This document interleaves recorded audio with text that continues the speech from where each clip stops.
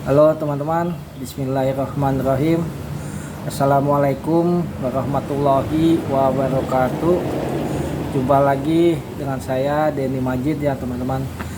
Di channelnya Denny Majid Channel masih di seputaran asam lambung dan anxiety psikosomatik kawan-kawan.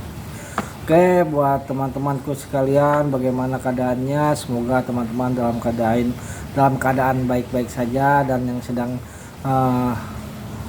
mengalami penyakit asam lambung dan anxiety psikosomatik semoga cepat diberi kesembuhan dan diberi kesehatan seperti semula ya teman-teman.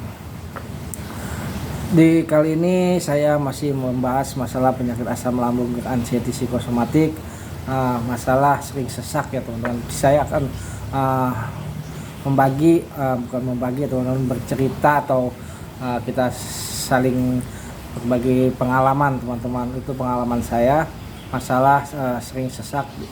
Perbedaan sesak kita, sesak dari asam lambung dan anxiety dan dengan penyakit yang lain. Oke teman-teman, buat teman-teman yang sudah bergabung saya ucapkan banyak terima kasih. Yang sudah bergabung jangan lupa dibantu like, di komen, dan di subscribe ya teman-teman. Dan yang baru bergabung saya ucapkan selamat bergabung. Dan jangan lupa ya, saya titip dipencet tombol merahnya, tombol subscribe-nya teman-teman, karena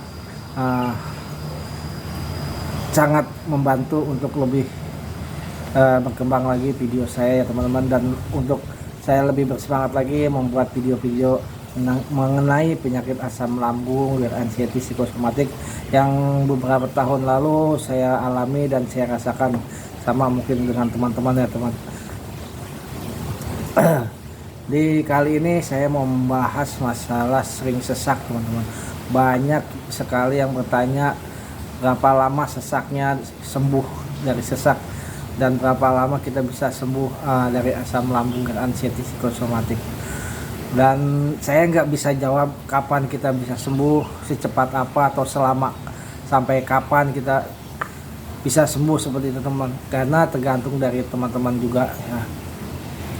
Kita membahas masalah sesak dari asam lambung itu dikarenakan beda dengan penyakit lain seperti penyakit yang dari paru-paru sesaknya itu, dan penyakit sesak dari penyakit jantung ya teman-teman. Karena saya mengalami sesak asam lambung dan sesak dari paru-paru itu karena saya dua-duanya mempunyai itu ya teman-teman. Dua-duanya saya mempunyai, karena saya mempunyai penyakit asma keturunan dari orang tua saya dari sejak kecil, dari sebelum saya terkena penyakit asam lambung. Dan sekarang saya waktu di tahun 2017-2018 itu saya terkena penyakit, diponis oleh dokter terkena penyakit asam lambung dan anxiety psikosomatik kawan-kawan. Nah sekarang, dulu saya belum bisa membedakan ya teman-teman. Awal-awal saya terkena asam lambung itu saya sesak, itu sering sesak. Saya kira itu penyakit lama saya, sering lagi kambuh penyakit paru-paru saya teman-teman. Biasa kalau lagi musim penghujan, musim dingin, atau musim panas kemarau yang debu itu biasanya tuh saya ngalami kambuh dari asma saya itu teman-teman. Itu juga sesaknya itu ada ciri khasnya, dan itu berbunyi. Nah, kalau orang kita bilang itu ya sejenis penyakit bengek ya teman-teman, yang mengi, ada yang bilang mengi, ada yang itu. Tapi kalau itu saya sering rasakan waktu itu ya teman-teman. Memang sering kambuh lah kalau lagi musim-musim gitu, makanya saya siap-siap, dan saya tahu kalau itu sesak dari paru-paru ya teman-teman, dari asma saya. Dan waktu itu saya terkena penyakit asam lambung, saya belum tahu ya teman-teman, ini ada sesaknya juga, ada dada sering sesak, napas pendek. Itu saya menganggapnya tadinya saya kambuh dari asmanya. Ternyata pas saya ke dokter itu paru-paru saya asmanya lagi normal, nggak ada kendala, dan tapi ada terasa sakit. Itu kan saya dicek semua, masuk IGD, ternyata saya divonis terkena asam lambung teman-teman, penyakit asam lambung anxiety psikosomatik ya. Dan di situ saya bingung itu teman-teman. Pikir saya tuh yang namanya penyakit kita kasih obat, kita dikasih ke dokter, kasih obat paling seminggu itu selesai dan sembuh ya teman-teman. Paling lama lah seminggu biasanya seperti itu. Saya juga kalau lagi kumat asma saya juga paling 3 hari 1 minggu udah sembuh lagi teman-teman. Obatnya sudah tahu gitu. Dan kambuh-kambuh lagi lama-lama lagi, kadang 2 tahun, kadang 1 tahun sekali, nggak tentu, nggak mesti, tapi lama. Tapi beda dengan sesak yang ini ya teman-teman. Waktu itu saya rasakan itu sesaknya ini kok nggak kunjung sembuh, dan selalu saya rasakan itu napas pendek, dada panas, dan keluar keringet dingin ya teman-teman, sampai keluar keringet dingin. Saya rasakan itu sudah seminggu, 2 minggu, sampai sebulan, 2 bulan nggak kunjung sembuh teman-teman. Itu yang saya rasakan dari penyakit asam lambung. Sesaknya itu ya teman-teman, kadang datang ada, kalau lagi saya makannya telat dimakanin, terus habis makan bukannya enak malah sesak, saya rasa sesak, dan kalau bangun langsung ada kayak kelingan.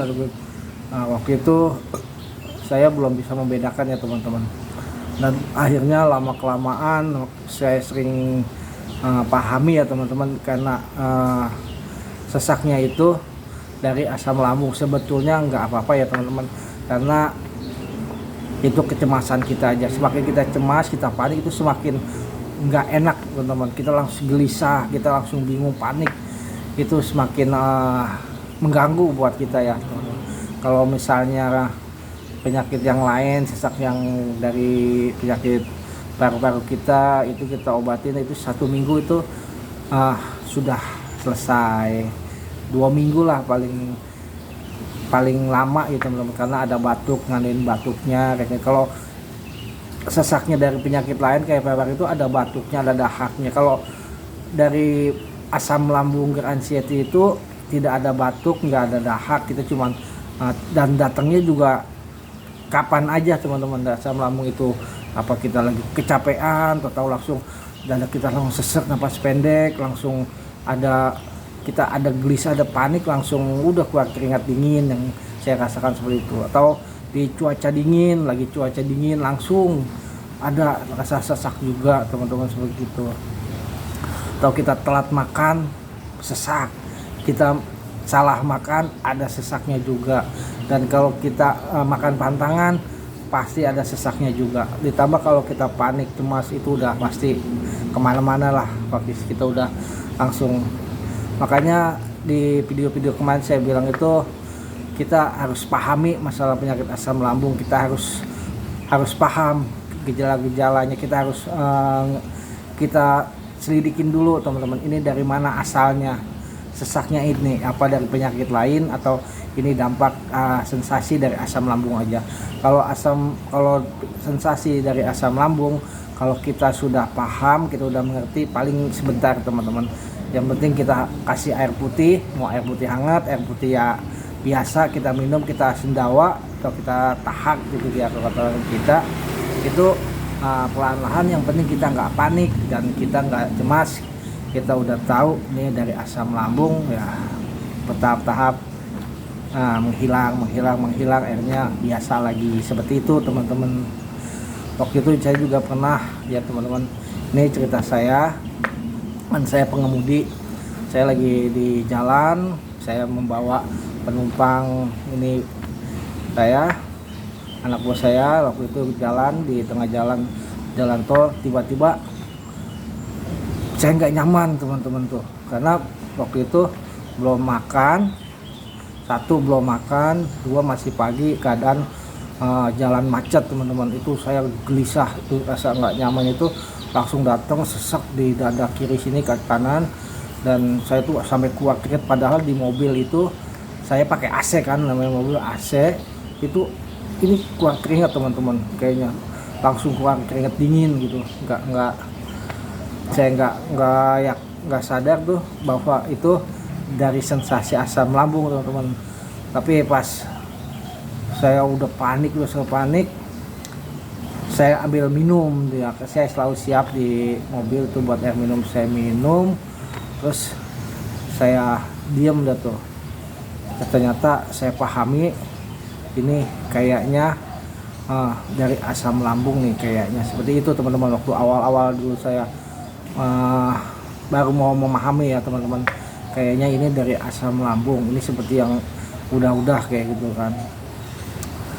Saya minum lagi, saya duduk sambil tenang, yang penting saya menenangkan diri dan saya tetap nggak panik dan tetap nggak gelisah lah, pokoknya biasa aja.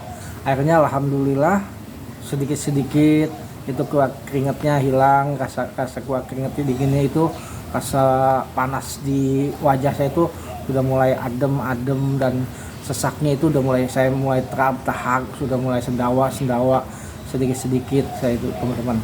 Hanya sedikit-sedikit hilang akhirnya alhasil hilang dengan sendirinya teman-teman. Seperti itu yang saya alami. Tadinya saya tuh udah gelisah, namanya udah bawain, takutnya ya, namanya saya bawa kendaraan tiba-tiba berhenti di jalan atau gimana, saya tadi udah berpikir seperti itu. Tapi alhamdulillah ya teman-teman, makanya buat teman-teman itu kita harus pelajari dan kita harus paham ya teman-teman, kita harus memahami gitu, ini dari mana asalnya datangnya sesaknya kita ya teman-teman. Kita apa sesak dari penyakit lain atau sesak dari asam lambung.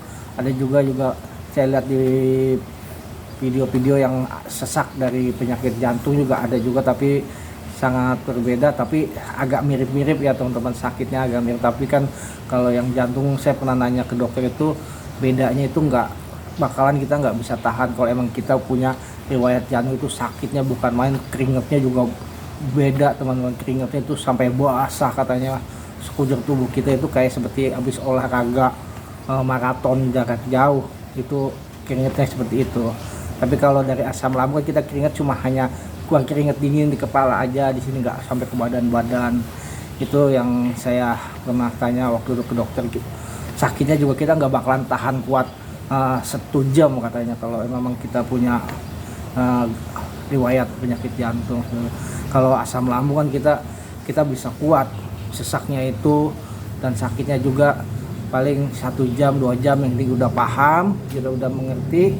Nah ini dari asam lambung, ini gejala asam lambung, kita santai, yang penting kita buat tenang, kita buat rileks, pasti hilang dengan sendirinya kawan-kawan. Itu yang saya rasakan dan itu yang saya pernah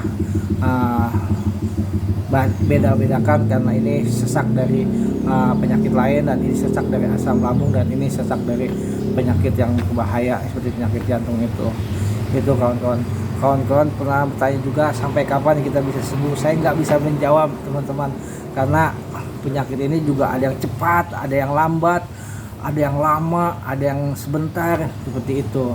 Tergantung dari teman-teman sendiri bagaimana menyikapinya, bagaimana cara memahaminya, seperti itu. Kalau teman-teman sudah bisa paham, sudah mengerti ini gejala dari sensasi dampak dari asam lambung, teman-teman cepat sembuh ya teman-teman. Kalau teman-teman mengikuti penyakit ini, kita pikirin terus, kita ini terus, bakalan lama sembuhnya teman-teman. Karena itu yang saya alami, saya juga dulu sampai 3 tahun ya teman-teman. Dan akhirnya alhamdulillah saya dikasih kesembuhan oleh Allah Subhanahu wa taala dan dikasih kesehatan kembali seperti sekarang ini. Dan alhamdulillah juga saya udah bisa ya berbagi inilah pengalaman saya waktu saya mengalami penyakit asam lambung, anestesi psikosomatik.